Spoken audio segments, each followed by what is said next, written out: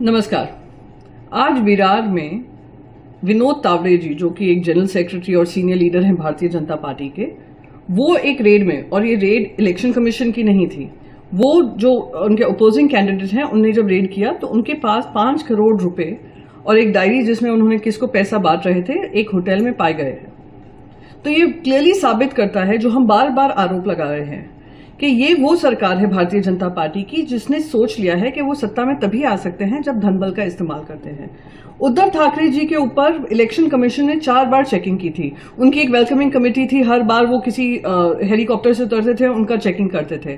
तो यही election commission Gujarat से आ रहे खोखे, दिल्ली से आ रहे खोखे रोकने में, नियंत्रण करने में नाकामयाब कैसे रहा?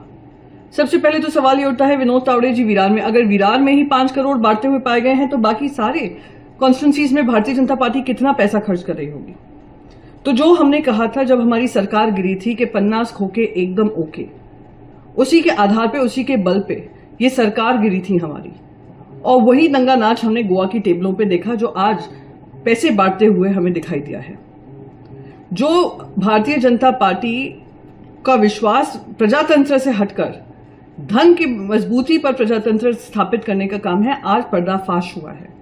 पर महाराष्ट्र की जनता बहुत स्पष्ट है कि आने वाले समय में जो चुनाव है, जो कल ही होने वाला है, आज डेस्परेशन भारतीय जनता पार्टी की इतनी है कि उनको लगता है वोट के पैसों के बल पे ये लोग चुनाव जीत लेंगे। पर महाराष्ट्र की जनता सतर्क रहे कि ये लोग वो हैं जो गुजरात से पैसा लेकर आते हैं, गुजराती कारोबारियों का पैसा लाकर यहां पे मिटा रहे हैं और बांट रहे हैं। यही गुजराती कारोबारी फिर महाराष्ट्र की इंडस्ट्रीज महाराष्ट्र से बाहर लेकर हमारे युवाओं को बेरोजगार छोड़कर, हमारी महिलाओं पे बढ़ते हुए अत्याचार को लेकर लॉ एंड ऑर्डर व्यवस्था खत्म करने पर तुले हुए हैं और महाराष्ट्र को कम आंकने में कोशिश कर रहे हैं। ऐसी रणनीति और ऐसी साजिश जो हो रही है महाराष्ट्र के खिलाफ, उसमें आप बिल्कुल साथ मत दीजिएगा।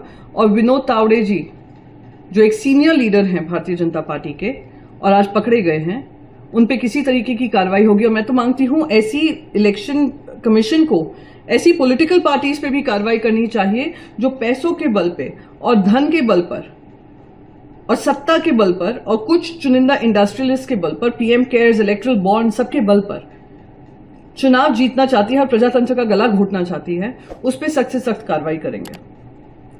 जय महाराष्ट्र, जय हिंद।